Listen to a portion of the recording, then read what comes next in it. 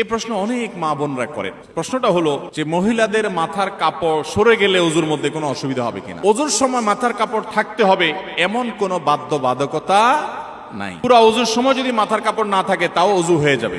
দেখতে হবে যে কোনো গায়রে মাহরাম পুরুষ তাকে দেখছে কিনা। কোনো গায়রে মাহরাম পুরুষ নাই, বাসায় এখানে বাপ ভাই আছেন, স্বামী আছেন, সন্তান আছেন, তাদের সামনে তিনি ওযু করছেন বা অন্য নারীর সামনে ওযু করছেন বা একা একা ওযু করছেন। মাথায় কাপড় যদি টোটাল পুরো ওযুতে একবারও না থাকে তাতে কোনো অসুবিধা।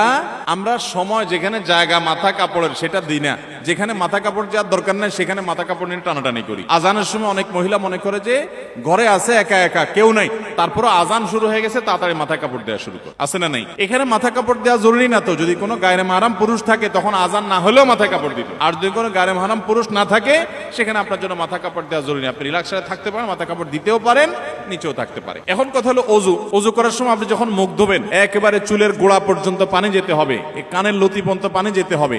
তাহলে এই জায়গাগুলোতে পানি পৌঁছানোর জন্য মাথায় কাপড় থাকলে অনেক সময় ভিজে যাবে, এই জন্য সরাই নিয়ে আপনি ভালো করে ধুলেন, অবশ্যই জায়েজ আছে। আবার যখন মাথা মাসা করবেন ভিজে হাত যখন উপর দিয়ে দিবেন অনেক সময় কাপড় ভিজতে পারে, এই জন্য কাপড় সরাই দিয়ে আপনি পুরো মাথা মাসে করলেন, অসুবিধা নেই। তাহলে খোলাসা এবং সারাংশ কথা হলো ওযুতে মেয়েদের মাথা কাপড় দিয়েই ওযু করতে হবে এমন কোনো বাধ্যবাধকতা।